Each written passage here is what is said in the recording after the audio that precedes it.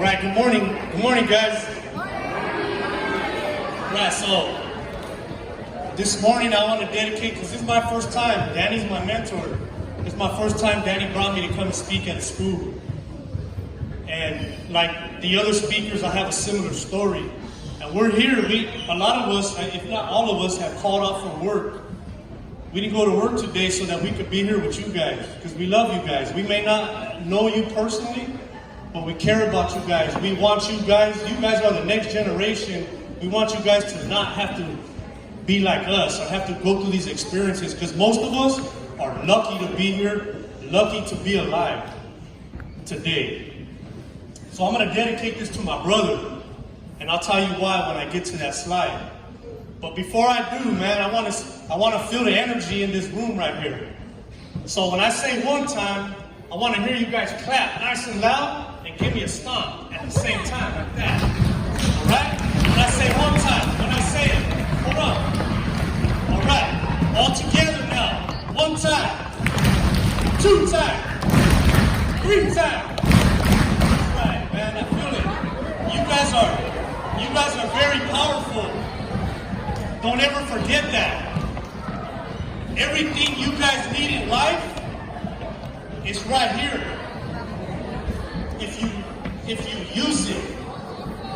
You guys right now, this morning, in this school, is the best thing for you in your life. Education is number one. Number one in life, you're going to need your education. Because see, when you don't get educated, when you don't understand, you make bad decisions. You make uneducated decisions. And that's what I'm going to talk about this morning. From number to name to dignity. That was Nelson Mandela. He did 27 years in prison. He started at the bottom, and he worked all the way. He did all that time and became the president of South Africa because he used this. He learned to use this. See, drugs, gangs, and prison, they're not our culture. That's something that destroys our culture. That's something that destroys families. That's something that destroys you most of all. It destroys you, man. Those three things are very powerful, but not as powerful as this is. You got the...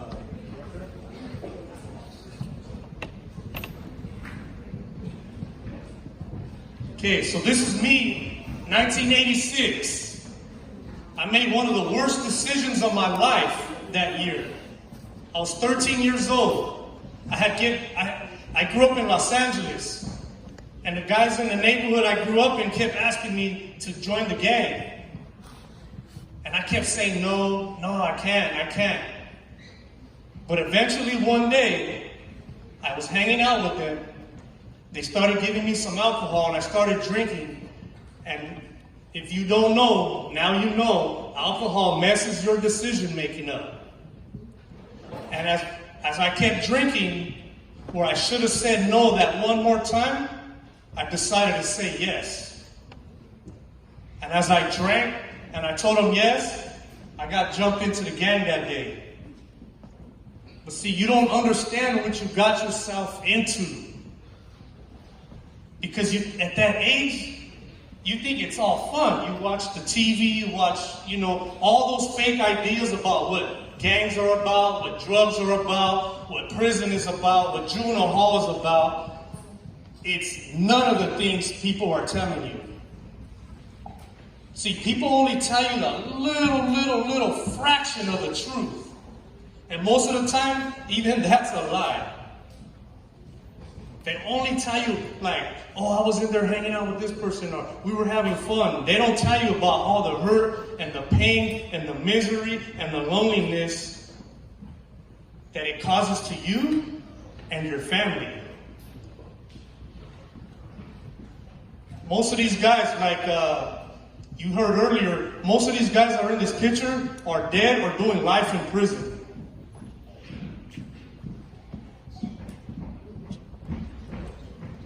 Penal Code 186.22. Anybody ever heard of that? Penal Code .186.22. See, that's what we're here for, because I'm going to go back to it. You guys are the most powerful thing in this room right now. It's not us. We ain't telling you nothing that are giving you anything you don't already have. All we're doing is educating you about some other parts of life that are out there, about the bad decisions, so that you don't make those same decisions. But other than that, you guys have all the power right here, man, right in your mind. So anyone who willfully participates in a gang activities or joins together with members of a gang while carrying out a crime can be found guilty of violating gang enhancement laws. See, there's gang enhancement laws, meaning not only if you commit a crime, like do a robbery, steal something, hurt somebody, kill somebody, on top of that crime, you could get what they call gang enhancement. That means if you go steal something and they're going to sentence you to 2 years, now because you hang out with the gang, now because you're from that gang, because you've been documented as a gang member, you're now going to get more time on top of that.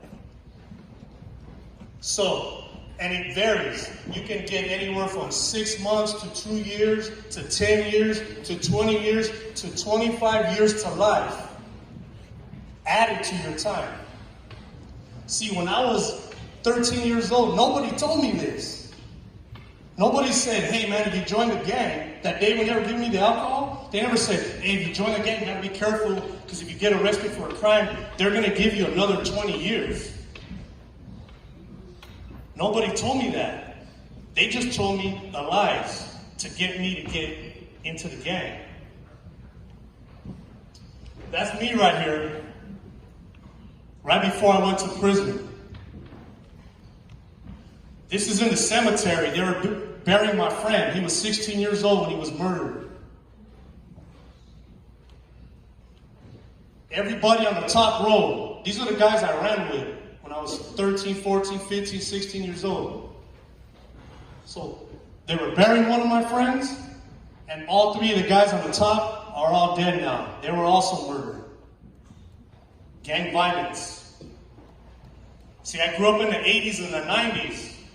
In Los Angeles, where the murder rate was the worst it had ever been. They were averaging 1,500 murders in LA County during the mid-90s, early to mid-90s, all the way. And out of those 1,500, there was over 600 of them were gang-related. That's why they put those laws in effect. They just got tired of it. People got tired of their kids being killed. Of the shooting, the drive-by shootings. People were just tired of it.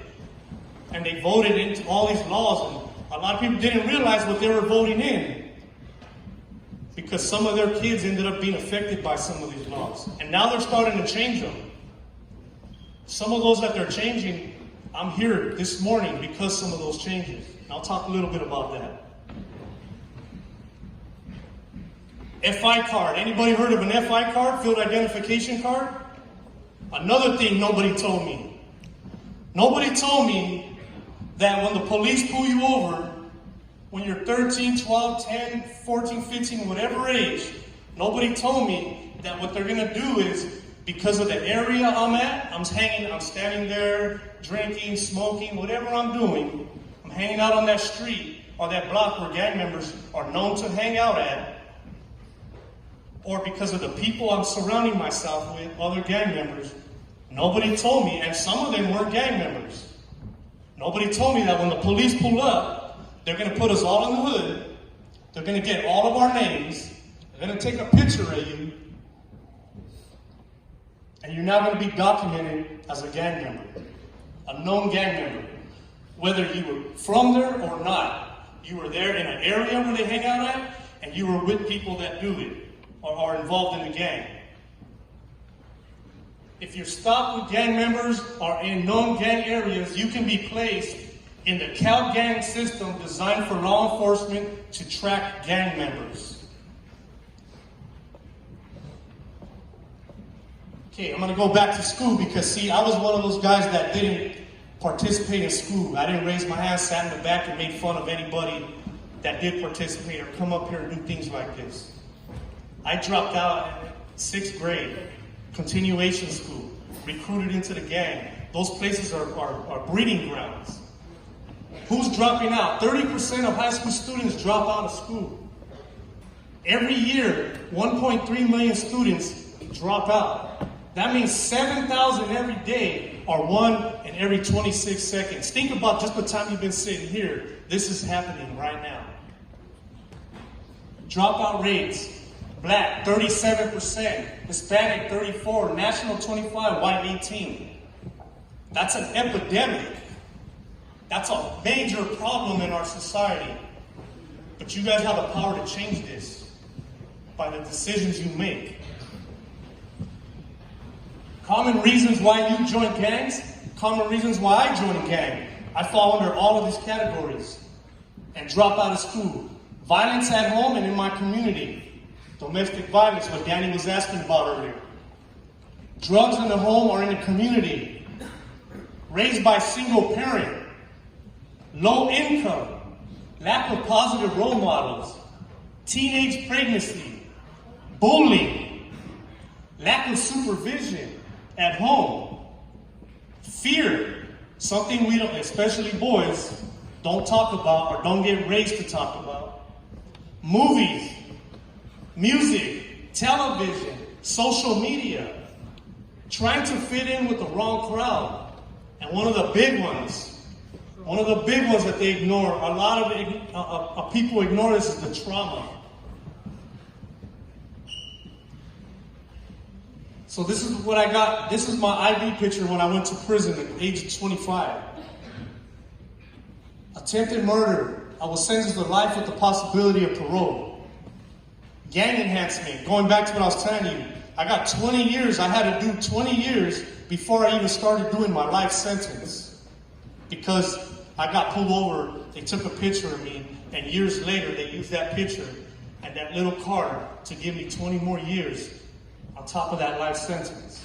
Assault with a firearm, I got 6 years. Firing out of a moving vehicle, 2 more years. Felony high-speed chase, 2 more years.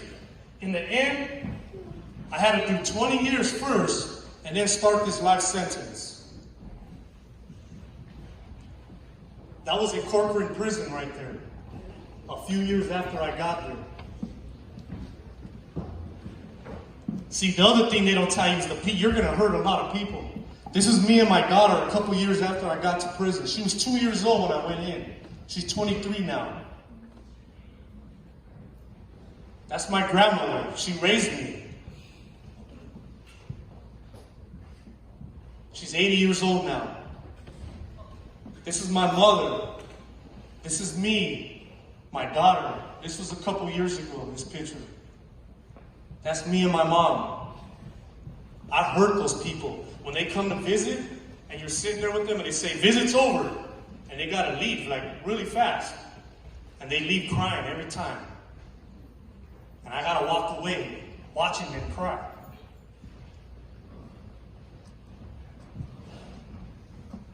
Like I said earlier, I dedicated this to my brother. In March 18, 2018, when I was sitting in the cell serving that life sentence, I came out to use the phone and my mother was crying, told me my brother was murdered by the police in LA County. See, he went to prison too, did 14 years, and didn't get the help he needed. And he was using drugs. He came home addicted to heroin. And when he was coming out of the house to score heroin, the police ordered him to stop, and he took out running. And they shot him, they killed him. I had to get that phone call, and I couldn't be there.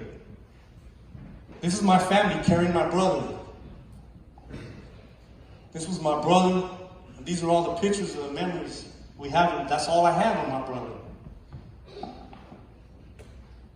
He probably looked up to me just like some of you look up to your older brother. And I was a bad role model. But that's not the end, like Danny kind of talked. After so many years in prison, I got tired of being there, and I said, there's got to be a way out. And luckily, I had mentors like I described Danny. He was a mentor. He's been a mentor to me since I came home. But in there, I found a couple of mentors. Nane was one of them from Barrios Unidos. But they came in there and started helping me to work on me. That was when I graduated. I'm a certified drug and alcohol counselor now. And I did that while I was in prison. And that's where I work today. That's me up here speaking at a convention we had in there for the National Crime Victims' Rights Week that I organized for 8 years in there to inform, to educate people about victims and what they go through. This is a mural. I'm also an artist. I did this mural inside the prison with the warden and all these different people, and these were all the guys in the program with me. I worked in the substance abuse program when I was in there for 11 years. So I had to reinvent my life because from the age of 13, I was a gang member. I went by a nickname, and I dressed like that, talked like that, walked like that, and I did everything that way. And I had to relearn how to be who I really am. And I'm still working on that. After 21 years, and because one of the laws changed, I went to the board of parole hearings, and they found me suitable, and I was able to come home. This was in the parking lot at the prison. Soledad right here. This is my daughter. She's 23. Me telling her I'm sorry. Those are just words to a child when their father's been in prison all their life. My mom was there the whole time.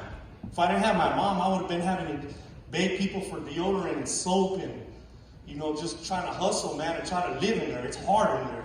If you don't have somebody, you're going to suffer. And even when you have somebody, there's a lot of suffering. I'm about to get married. I went out on my first date. I met my girl, and first date, I picked her up, I ironed my clothes, and I tried to be a gentleman for the first time in my life. And that was awesome, man. And I thought it would be important to show you that, what it looks like. And then right here, man, I got my first new car ever in my life. So after 21 years, getting in the car and driving it was crazy, man. But you know what? I'm reinventing my life, and I'm still learning because it's a life process. I volunteer at Barrios Unidos, just passing out food up here in the left corner. I work for Janice of Santa Cruz. I'm a drug and alcohol counselor. I'm also a student at Cabrillo College, currently. And I go to the sweat lodge. This is Nani from Barrios Unidos, man. He's my mentor, my elder, everything, man. This guy, he helps me. He's helping me right now make this transition. And I got my first library card. I went to the library when I got it. I said, man, I want to be normal again.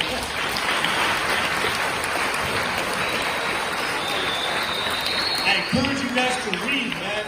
Reading saved my life when I was in there because it's all about knowledge, man. And lastly, I just want to leave you guys that we love you. We're here because we care about you. And you guys are peace warriors, too, because you guys can bring peace to our communities. Thank you very much.